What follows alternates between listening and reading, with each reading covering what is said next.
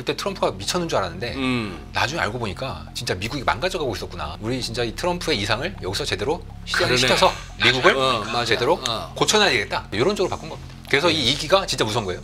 최고의 목표가 약달러 관세가 이제 최고 목표라고 했잖아요. 근데 사실은 이것도 수단이야. 진짜 목표가 위에 있어요. 뭐? 그게 바로 자 관세는 인플레다 디플레다. 인플레지. 자, 그죠? 자, 그렇다면 관세의 전년비와 물가의 전년비는 같은 방향으로 가야 되겠죠? 그러지. 그쵸? 알겠어요? 자, 17페이지 봐요. 이거 미국이 동맹국을 대상으로 100년 만기, 지금 만기 100년짜리 미국 국채는 없잖아요. 없죠. 없는데 네. 이게 지금 이 얘기가 나오면서 마르라고 협정이라고 얘기를 한단 말이에요. 무슨 뭐 플라자 합의처럼 마르라고 합의. 마르라고 협의를 할 것이다. 할 것이다. 할 것이다. 어디서 나온 말입니까 이게? 이것은 현재 백악관의 경제자문 국가경제위원회 NEC에 있는 스티브 미란이라는 분이 위원장 지난 12월에 그 당시에 그분이 몸담고 있던 회사에서 향후 트럼프 정책에 대한 가이드라인이라는 걸 썼습니다. 그때 트럼프 취임 전이죠. 네. 그래서 그 가이드라인의 전반적인 내용 중에 일부로 들어가 있는 겁니다. 거기서 이 친구가 마르라고 협정이라고 마르라고 합의라고 그런 용어를 썼어요. 용어를 그렇게 쓰진 않았을 거예요. 제가 보고서를 다 읽어보진 않았지만 마르라고 협정이라고 쓰지 않고 거기에 있는 정확한 워딩은 동맹국과의 공동 환시 개입입니다. 공동 외환시장 개입. 정확히 지난 86년 네. 플라자 합의 때도 독일, 일본, 미국의 예. 동시 외환시장 개입을 통해서 달러 가치와 엔화 가치를 바꿔버렸죠. 달러의 약세, 엔화 강세, 그리고 독일 마르크화의 강세로 만들었죠. 그때 독일은 빠져나가긴 했는데 결국 이제 피해는 다 일본이 받았고 이제 그와 비슷하게 이번에도 공동, 그러니까 이제 국부 펀드도 거기서 나오는 얘기예요. 같은 맥락인데 공동 기금을 만들거나 공통으로 외환시장에 개입을 해서 이 미국의 모든 원조의 뿌리인 달러의 강세를 막고 상당한 약세를 유도한다. 이게 마르라고 협정에 대한 음모론이라고 하면 음모론이고 큰 컨셉입니다. 노림수는 그쪽이다 말이에요. 그 보고서의 전체적인 거에서의 가장 최고의 목표는 관세와 약달러입니다. 관세와 약달러. 그 위에 모든 행동 강령은 이 슈프림 목표를 달성하기 위한 수단으로서 존재합니다. 자, 여기서 미국이 관세를 고집하면은 이론적으로 또 과거에 트럼프 1기 때도 그랬다시피 다른 나라들은 그 관세로부터 관세 효과를 희석시키기 위해서 위안화는 위안화대로 뭐 이런 식으로 해서 자국 통화 약세. 그래서 그 당시에 뭐 달러 위안 환율이 막 7위안 올라서서 포치 그러고 막 그랬잖아요. 네. 또 그래야 또 중국이 됐건 뭐가 됐건 관세 두드려 맞는 그게 수출업자들은 그 높아진 환율로 인해서 위안화가 됐건 원화가 됐건 약세가 돼서 그래서 좀 싸게 관세 두드려 맞을 거 감안해서 싸게 해서 넘겨도 환전하면 그래도 살만해. 그게 바로 트럼프 1기 때의 가장 큰 패착이라고 현 정부가 생각하고 있는 겁니다. 즉 관세를 세게 밀어붙이면 달러는 강해져. 네, 1기 때. 1기 때. 그런데 관세는 관세대로 때리면서 달러를 약세로 몰고 가겠다. 그렇죠. 그러니까 행동 강령이 필요한 거죠. 이러한 전략을 이용해서 약달러를 유도한다. 따라서 목표가 관세입니다. 관세가 협상수단이 아니고 관세가 목표 그 자체라고. 그러니까 우리가 관세 협상수단 아니야? 위협하려고? 아니에요.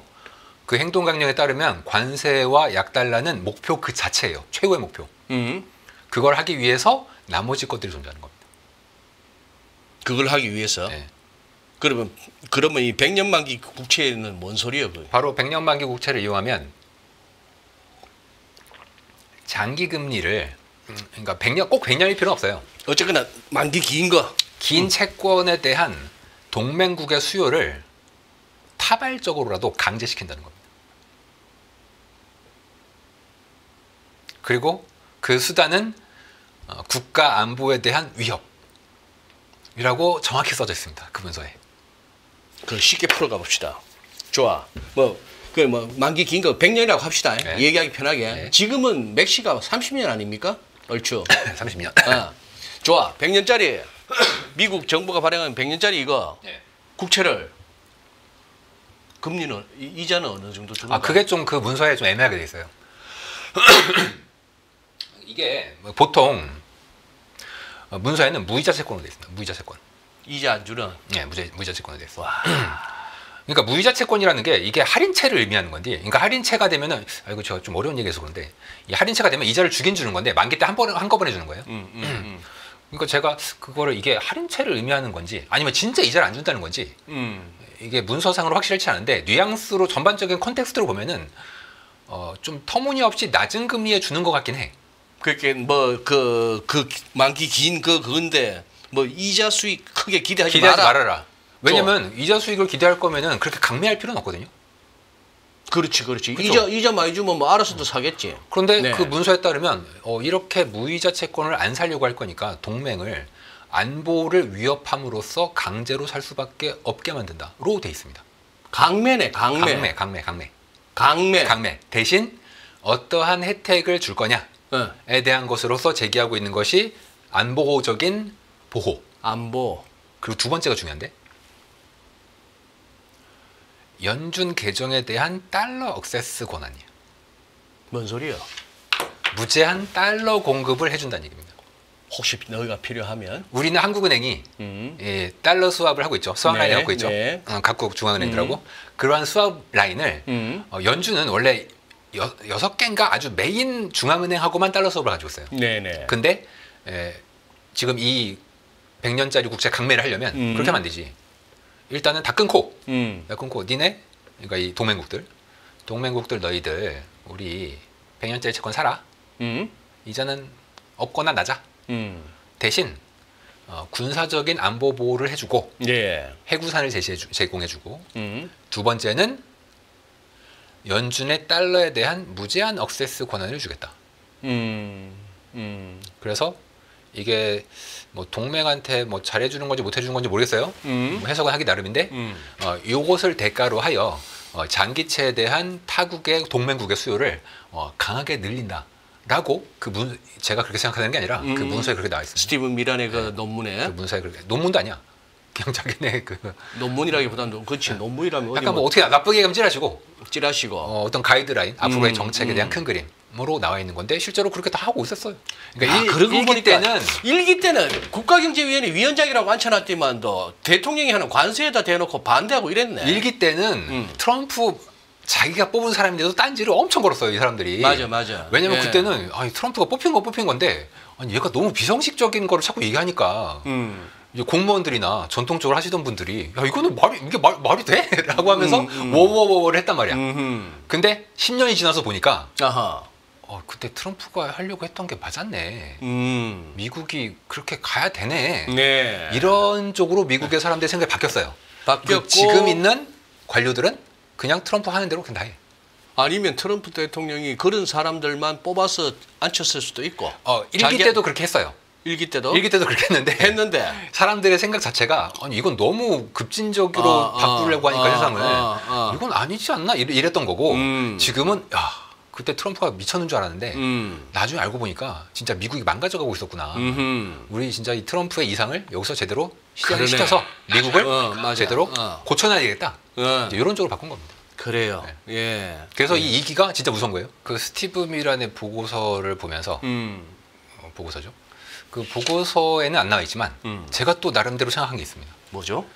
트럼프의 이 전략을 현실화시키는데 전략이란 건 이제 관세와 약달러 그리고 뭐 제가 전에도 종종 말씀드렸지만 이 트럼프의 지지자들 중에 상당수는 연준을 없애고 싶어해요. 연준을 없애고 싶어요. 이 세 가지를 동시에 달성시킬 수 있는 방법이 있습니다. 뭐죠? 스테이블 코인. 스테이블 코인. 스테이블 코인을 이용하면 방금 말씀드린 세 가지 연준에 대한 무력화, 연준을 무력화시키고 또 약달러, 그리고 약달러 하면 이제 관세도 당연히 할 수 있는 거고 그리고 금리를 떨어뜨리는 거 모두 할 수 있습니다. 그래요? 네. 시청자 여러분들도 지금 지니어스라는 법, 지니어스 액트 지니어스 액트. 지니어스, 이제 천재할 때 그 천재할 때 지니어스. 그 지니어스 액트가 현재 미국에서 이제 발의가 돼서 네. 의회 통과를 이제 한 해 만에 이러고 있거든요. 네. 이 액트가 바로 스테이블 코인에 대한 겉으로 보면 이게 규제안처럼 보여요. 규제안처럼. 근데 저는 이건 규제안이 아니다. 스테이블 코인을 어마어마하게 활성화시키려는 미국의 전략이다. 다만 이것을 민주당 쪽에서 받아줄지 모르겠어요. 연준은 당연히 싫어할 거고. 이 스테이블 코인을 이용하면 연준을 무력화시킬 수 있습니다. 연준의 통화 정책 자체도 아무 의미 없게 만들 수 있어요. 아까 얼핏 얘기 들어보니까 거의 그거는 깡패인데 이자도 별로 안 쳐주는 100년짜리 그거 들고 있으면은 이러나 저러나 인플레는 뭐 동서고금을 불문하고 인플레는 피할 수 없는 상황인데 왜죠? 안 그런가? 안 그럴 수도 있네. 하기야 뭐 우리가 한때 디플레이션 걱정을 하고 네. 마이너스 금리도 본 적이 있으니까. 0.5나 뭐 7조 달러, 5조 달러 했는데도 인플레 안 왔지 않습니까? 코로나 때 온 건 양적 완화 때문이 아니라 정부가 공급망도 사실은 전 결과로 봅니다. 인플레 결과로 본다. 왜냐하면 정부에서 대규모 현금을 가난한 분들에게 찔러주니까 총수요가 직접적으로 부스팅되고 가뜩이나 사람을 많이들 해고했는데 갑자기 수요가 부스팅되니까 공급망 현상이 발생할 수밖에 없었던 거죠. 그러니까 연결이 된 거고 공급망을 전 결과로 보는데 이게 아니면 인플레이션은 저는 쉽지 않다. 우리 문 팀장 보시기에 네. 이 현재로서는 하나의 가설인 말을 하고 협정, 말을 하고 합의 네. 이게 현실화될 것 같아요. 지금 얘기인즉슨 시진핑이 이번 가을쯤에 트럼프 대통령하고 정상회담 할 때 이런 게 나올 수가 있다라는 얘기 아니에요. 네, 네. 어떻게 가능성이 있어 보여요? 이제 중요한 건 가능성을 떠나서 추구할 거라는 거죠. 추구. 네, 전략적으로 예. 정책을 추구할 것이다. 추구할 것이다. 추구할 것이다. 그 과정에서 우리는 어떻게 돈을 벌 것이냐. 글쎄 그게 이제 그거 한데. 그 번을 것이냐를 생각을 하는 거고 이제 그게 우리한테 중요한 거죠. 실제로 될지 안 될지 아무도 몰라. 글쎄. 예, 저는 잘 모르겠어요. 이게 뭐 진짜 될지 안 될지. 왜냐면 뭐 유럽 애들도 이제 뭐 우리 미국이랑 같이 안 놀래요. 뭐 캐나다에서도 뭐 미국 상품 불매 운동 벌어지고 우리 미국이랑 떨어지자 이러고 있잖아요. 그러면 이제 정치인들 입장에서 이걸 또 생각 안 할 수가 없단 말이죠. 네. 그게 이제 어떻게 벌어지는지 잘 모르겠어. 왜냐면 제가 예를 들어서 유럽을 한번 생각해 보면 네. 유럽은 제가 지금까지 뭐 한 4, 50년 동안 유럽의 행동을 계속 봐보면 얘네들은 처음에 말은 되게 세게 하거든요. 그리고 이제 온갖 좋은 말은 다 해. 근데 정작 액션 할 때가 되잖아요. 네. 그러면 액션이 없거나 약하거나 갑자기 명분인보다는 진리를 찾는 경우가 되게 많아. 이 유럽의 좀 특징이에요. 그게 나토 아니요. 네, 그 나토. 노 액션. 네. 톱 그렇죠. 액션이 없어 얘네들은. 미국은 액션을 해요. 미국은 액션을 해. 그게 좀 그 유럽과 미국의 차이인데. 근데 이번에는 한번 나름대로 액션을 갖다가 한번 보여주는 게 지금 독일의 그거잖아. 제가 그래서 진짜 저걸 할까? 의심스러운 거예요. 뭐가? 독일. 독일이 할까? 왜냐면 독일 지난 그 5천억 유로 그거. 네, 재정 위기 때도 그걸 10년 동안 쓴다는 얘기잖아요. 그것도. 그 재정 위기 때도 제가 독일의 행동을 계속 봤는데 쟤네들은 뭐 그게 뭐 나쁜 건 아닌데 일단 시간이 너무 많이 걸려. 뭘 하면은? 뭐 하면은 뭐 정말 시간이 너무 오래 걸리고 좀 되는 것도 없고 뭐 안 되는 것도 없는데 좀 그냥 막 지지멸멸하게 가는 경우가 되게 많아요. 그래서 저는 뭐 그 엄청난 국부펀드 그 지출하겠다. 근데 진짜?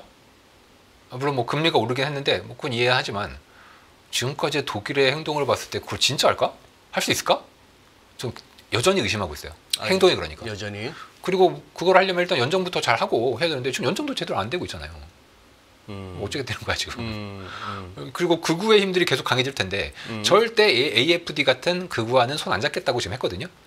그럼 진짜 이게 연정이 될까요? 연정이 가능할까? 잘 모르겠어. 그래서 저는 독일은 지켜봐야 된다. 근데 미국은 할 것 같아요. 미국은 이 말을 하고 합의라고 지금 네. 이렇게 칭하는 요 구도를 실행에 옮길 것 할 것 같아요. 이게 그 80년대 뭐 90년대부터 트럼프가 가지고 있던 그 철학이에요. 일론 머스크도 그렇고 얘네들이 처음에는 민주당이었잖아요. 네. 이제 그러다가 이제 민주당이 중간에 좀 너무 파 레프트로 좀 이제 가버렸고 그러다 보니까 지금 이제 공화당으로 돌아와 버렸는데 그 네. 미국이 추구하는 가치가 있단 말이에요. 예. 미국의 가치. 근데 이제 그 가치에서 기존 민주당이 좀 너무 레프트하게 간 거지. 그래서 그거를 이제 바꾸려고 하는 건데 미국 국민들 자체도 자기네들도 미국인이고 그 문화에 동화가 됐고 미국만의 그 어떤 특별한 해양 문화로서의 특징이 있거든요. 네. 네, 그 특징을 살리는 방법이 바로 지금 얘기하고 있는 그 모든 것입니다. 관세, 약달러, 뭐 마라라고 협정, 뭐 미국 우선주의, 고립주의 등등등. 약달러. 네. 그러면 약달러를 거의 확신하시는 거네. 아, 제가 이제 아까 최고의 목표가 약달러와 아까 뭐였죠? 약달러 관세. 약달러 관세가 이제 최고 목표라고 했잖아요. 근데 사실은 이것도 수단이야. 진짜 목표가 위에 있어요. 뭐? 그게 바로 2차 대전 전 네. 미국이 제조업으로 흥했던 예. 미국의 제조업 경쟁력. 질 좋은 일자리가 많은 미국의 수많은 중산층들이 잘 먹고 살 수 있는 일부 말고 중산층들이 먹을 수 있는 질 좋은 일자리와 미국의 산업 부흥 이게 최고 목표야. 그런데 이 목표를 달성하기 위해서 관세와 약달러가 필요한 겁니다. 그게 누구의 목표예요? 미국 국민들의 목표입니다. 미국 국민들의 목표이고 그 미국 국민들의 그 염원이 염원을 트럼프라는 특이점으로 염원이 트럼프로 발현된 거잖아요. 그런 거죠. 그리고 그거에 대한 가이드라인을 스티브 미란이 써놓은 거고 액션 플랜들을. 그러니까 그 액션 플랜들을 우리가 그 철학, 이 전체적인 철학과 그림 하에서 이해를 해야 된다는 거고 이게 될지 안 될지는 중요하지 않을 수도 있어요. 왜냐면 정치라는 게 나 이거 될 것 같아서 해야지 아니잖아요. 안 될 것 같아도 하는 게 정치예요. 지금 취임하고 벌써 이제 한 60일, 70일 돼 갔는데 4년 만에 가능할까 그게? 저는 4년 만에 끝낸다고 생각하지 않습니다. 이거는 그냥 온고잉, 계속 가는 가치입니다. 계속 가는. 네, 계속 가는. 근데 정권 뺏기면 또 그거 유양후에 될 것 같은데 또 넘어가면은. 제가 사실 이게 어떻게 될까? 그러니까 정권이 만약 바뀌면 뭐 예를 들면은 뭐 비트코인 준비금이나 뭐 스테이블 코인 이런 것도 정권 바뀌면은 민주당은 안 좋아하는 것 같은데. 그런데 생각해 보면 지난 1기 때의 민주당하고 트럼프 2기 때의 민주당도 이렇게 생각을 해보면 민주당이 지금 내부적으로 분열이 지금 엄청나거든요. 분열이? 네, 대표적으로 이제 게빈 뉴섬 같은 뉴욕 주지사도 캘리포니아 주지사. 캘리포니아 주지사도 좀 그 전통 민주당과는 좀 다른 소리를 하기 시작했어요. 네. 약간 공화당과 좀 비슷한 얘기를 하기 시작했단 말이에요. 특히 이제 LGBT 권리나 뭐 이런 거에 대해서는 이런 것도 민주당 내부에서 굉장히 큰 혼란과 충격에 지금 빠지고 있는 이유는 아니 우리가 그동안 그러니까 민주당이 그동안 추구했던 그 어떤 레프트한 가치들이 있었는데 미국 국민들이 이거를 원하지 않는다는 거예요. 그러면 보통 정치인들은 바꿔요. 바꿔. 그래요. 저는 그래서 민주당도 혹시 정착이 정권이 바뀌어도 민주당도 일부 현재 왜냐하면 관세가 트럼프 1기 때 했던 그 관세가 계속 민주당이 유지했단 말이에요. 바이든이. 그거는 민주당도 서서히 이게 민주당이 지금 추구해야 되는 미국의 가치라는 게 과연 맞냐, 국민들이 원하는 거냐 이 고민이 지금 빠져 있다는 겁니다.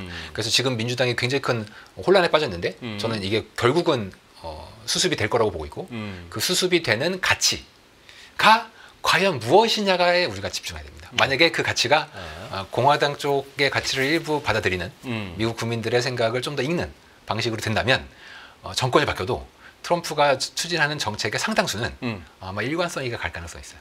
오케이. 그런데 미국의 장기 국채를 갖다가 네. 어디 뭐 시진핑 주석하고 합의를 봐서 중국 너희도 사라 이런 식으로 한다 치지만 또 결국은 또 일본한테도 사라 할 텐데 주 타겟은 동맹국들입니다. 동맹국들. 네. 그렇겠죠. 동맹국들한테 사라. 그러면 엔이 강세가기 힘들어지잖아요. 수급 왜죠? 측면에서. 왜죠? 미국 국채 사야지. 그 장기 국채. 네. 미국 금리가 떨어지는 게 또 있지 않습니까?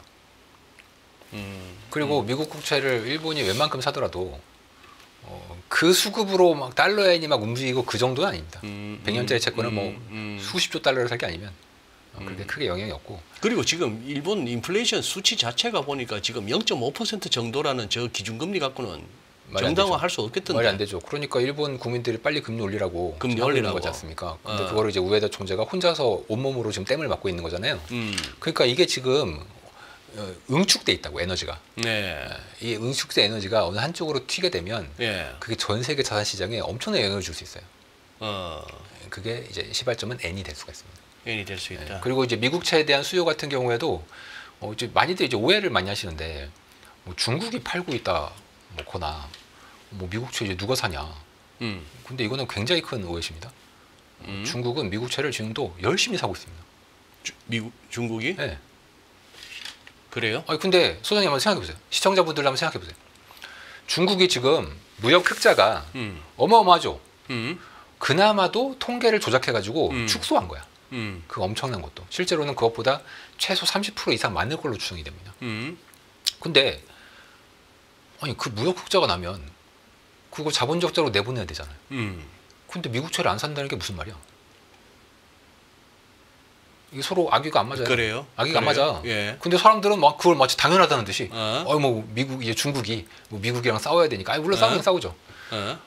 되니까 이제 미국채를 버릴 거래.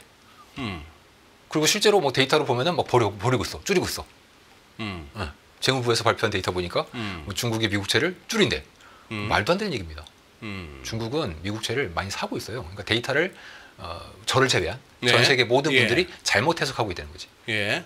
그럼 중국은 도대체 그 미국채를 어디서 사냐? 어. 아니 생각해 보세요. 중국이 무역 흑자는 이건 어떻게 뭐 중국이 내가 내기 싫다고 낼 수 없는 게 아니잖아. 그럼 그 무역 흑자가 쌓인 거를 결국은 미국채를 사야 될 거 아니에요. 그러면은 근데 이거를 내 명의로 사면 미국이 나중에 제재를 할 수 있잖아. 그러면 바보가 아닌 이상은 제재를 당하지 않는 쪽으로 숨겨놓지 않겠어요? 그래서 명의를 분산시켜 두고 있다고요. 명의를 분산시켜. 어떻게? 명의를 분산시켜. 명의를. 네. 네. 그래서 많은 분들이 좀 너무 잘못 알고 계신 게 중국이 물론 뭐 미국의 트레이더도 다 그렇게 알고 있어. 뭐 중국이 미국채 판다고 다들 잘못 알고 계신데 그거는 말도 안 되는 얘기고 중국은 미국채를 주로 유럽 금융 허브 주로 이제 시티 허브 런던이나 룩셈부르크, 벨기에 등을 통해서 간접적으로 소유합니다. 그림은 잠깐 보여드리면 19페이지에 있는 그림을 잠깐 보시면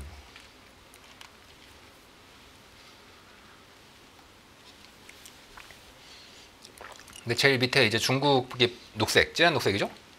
네. 이 진한 녹색은 감소하는 것처럼 보이죠? 미국채 보유량이거든요. 보유량. 네, 보유량. 네. 감소하는 것처럼 보이네. 근데 이거는 이제 중국이 그렇게 의도를 잘못 해석하게 사람들 아이고 내 함정에 빠졌구나 이렇게 잘못 해석하게 보여주는 거고 실제로는 보시면 벨기에나 영국, 루셈부르크 같은 제3국을 통해서 간접적으로 미국채를 소유하고 있기 때문에 전체적으로 보면은 지금 계속 늘고 있잖아요. 이게 미국의 무역 흑자 데이터와 일치한다고요. 무역 적자 데이터하고 무역 흑자 데이터하고. 흑자? 네, 중국은 흑자지. 중국은 네. 흑자. 그러니까 중국은 그 흑자만큼 미국채를 가질 수밖에 없어요. 구조적으로. 그러니까 이게 딱 그러면 악의가 맞죠. 이게 아까 명의만 다르다 하는 네, 그 명의만 다르게 가지고 있다는 게 이제 바로 이런 얘기입니다. 또 하나 좀 많이들 잘못 알고 계신 게 엔켈이 청산하면 미국채 금리가 오른대 또. 20페이지에 그 네. 얘기? 네.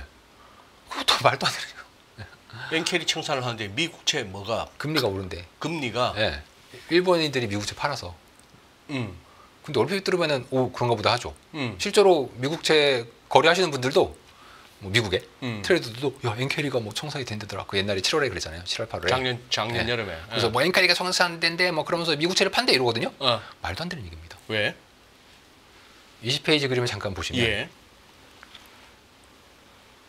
빨간색 선 있죠. 네. 리저브라고 돼 있죠. 예. 이게 일본의 외환보유고입니다. 일본에 왜 안 보이고? 네. 음. 그리고 연두색 막대기 영역.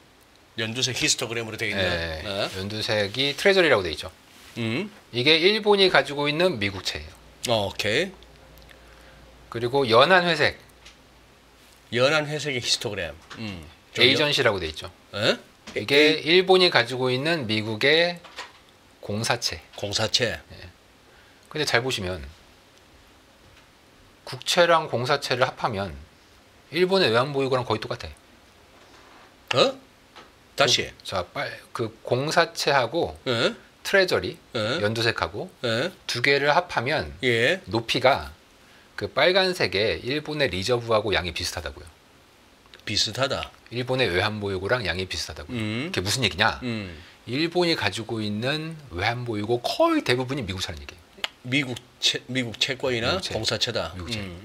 저 그러면 우리가 엔캐리라는 건 엔이 강해지고 달러가 이제 약해졌을 때 일본에 있는 투자자가 네. 아이고 이거 갖고 있으면 손해 나겠네. 파는 거잖아. 그래요? 네, 그걸 이제 네. 우리가 이제 엔캐리의 청산이라고 얘기하는 거잖아요. 네.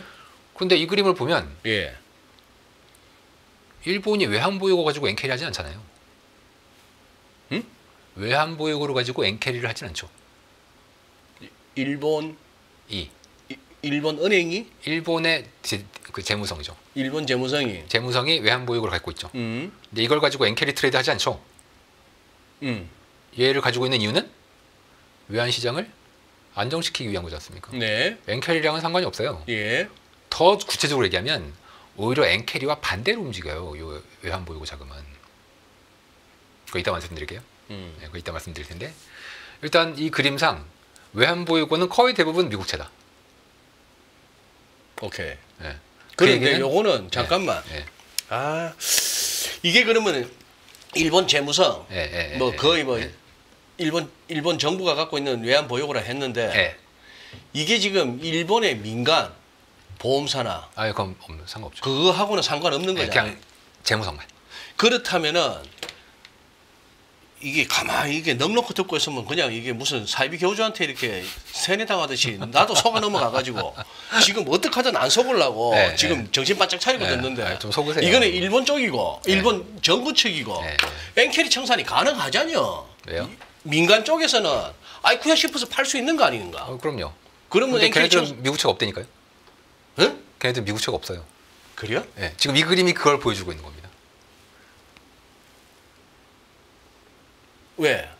일본의 뭐 금융기관들이 그런 거 투자 안 하나? 안 합니다.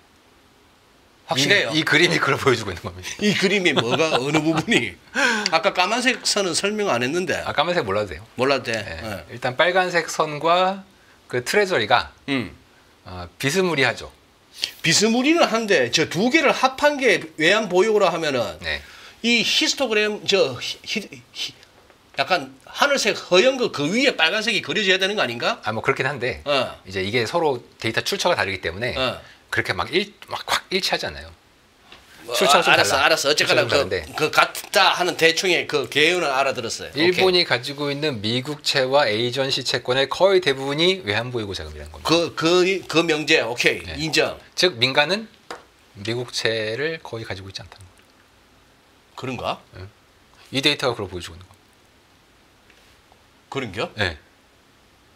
일본이 가지고 있는 미국채를 그것보다 외환보유고가 훨씬 많다니까요. 근데 외환보유고는 고유동성 자산을 갖고 있어야 되지 않습니까? 고유동성 자산이면 대부분 미국채겠죠. 우리나라 한국은행도 그래요. 외환보유고를 대부분 높은 비율로 미국채를 가지고 있습니다. 일본도 마찬가지고.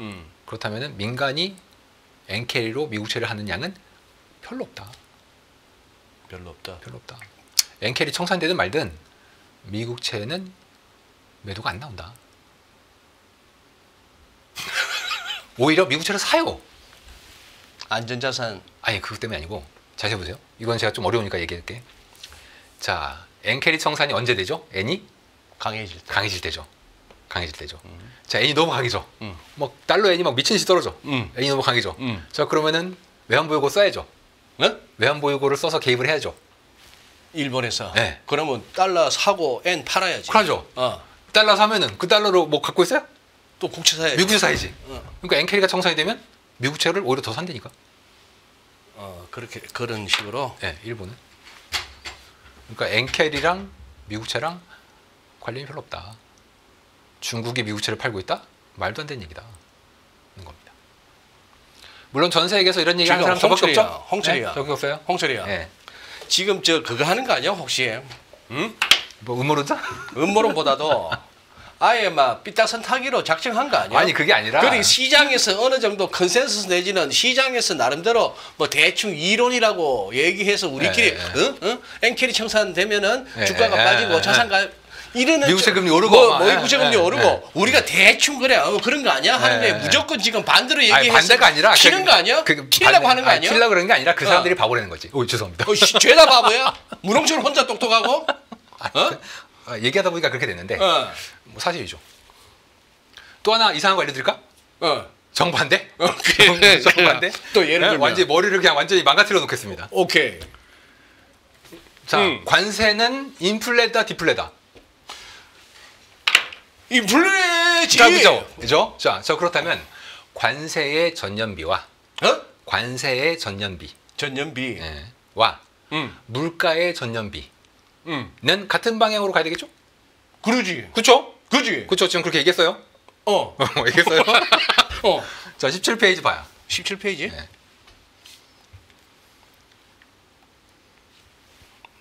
뭐야? 150년 동안 150, 파란색은 150년? 예, 어. 파란색은 어. 미국의 전년 대비 관세율 변화. 어? 회색은 물가. 여들이 왜 이래 또 그거야? 지그재 데칼코마니아. 아니 그냥 지그재그 생각하지 마시고 일단 그냥 데칼코마니아. 그려놓은 거야. 어? 그냥 그려놓은 거예요. 그려놓은 거야? 관세의 전년비하고 물가는 어차피 전년비니까 그려놓은 거예요. 자, 아까 소장님 둘은 같은 방향으로 가야 된다고 말씀하셨어요? 어. 어? 자, 이 그림 보세요. 두 선이 같은 방향으로 가요, 반대로 가요? 뭐 반대로 가게 그려 왔겠지. 아, 그렇게 팀장이 그렇게 그려 왔겠지. 우리가 이거 뭐 이래 그려오면 그런 줄 알지. 우리가 어떻게 확인해? 아니라니까. 아니야? 이거는 여러분들이 다 인터넷 가서 다 그릴 수 있어요. 아, 그래? 다 그릴 수 있어. 제가 뭐 조작하고 그런 거. 화살표는 제가 그렸어. 그러지. 네, 화살표는 제가 그렸어. 오케이. 네, 화살표는 제가 그렸는데 아니, 뭐 화살표 없애세요. 화살표 없다 쳐. 아, 알았어. 보니까 한눈에 보이네. 서로 막 데칼코마니네. 머릿속에 화살표를 없애세요. 저 그러면 사람들이 다 관세는 인플레라며. 그러면은 둘은 같은 방향이어야죠. 근데 저는 아무리 봐도 같은 방향이 아닌데? 그러면 관세는 더 때려도 돼? 디플레가 더 크게 오겠죠. 경제가 나빠지겠지. 경제가 나빠지겠지. 네. 그건 뭐 트럼프의 선택이죠. 관세라는 제가 아까 말씀드렸죠. 최고의 지구지순의 목표는 경제가 아니라 미국의 가치를 회복하는 것. 그 수단으로서 관세와 약달러를 가져올 것이라는 것. 그에 따른 고통은 감내해야 된다.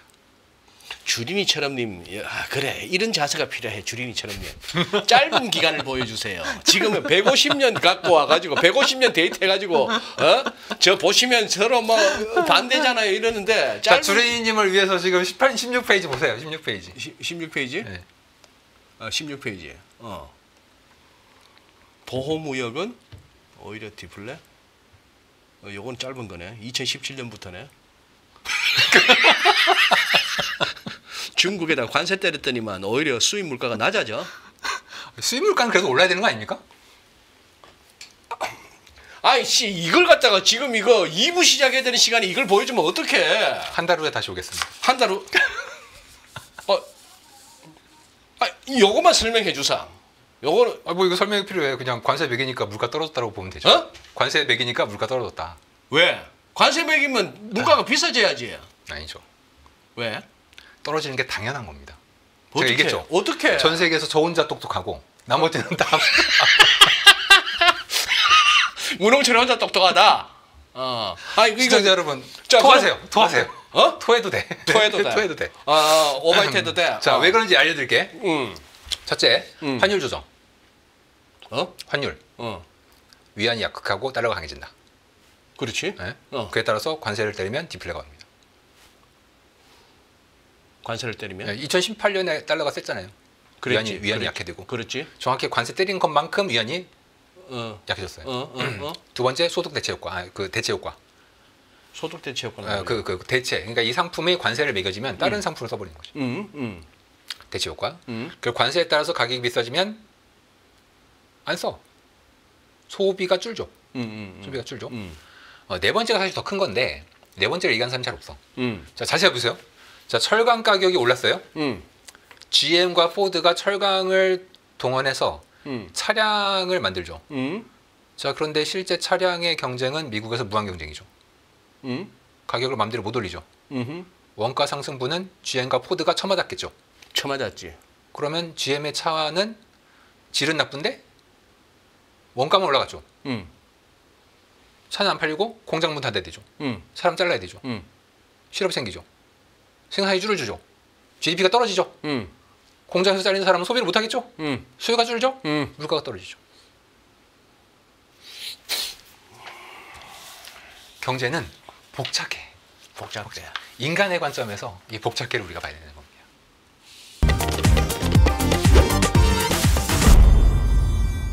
더 많은 영상을 보고 싶으신 분들은 화면 오른쪽에 있는 구독 버튼을 눌러주시기 바랍니다. 그리고 영상을 보시면서 좋아요는 필수인 거 아시죠? 항상 인포맥스 라이브를 사랑해주셔서 감사합니다.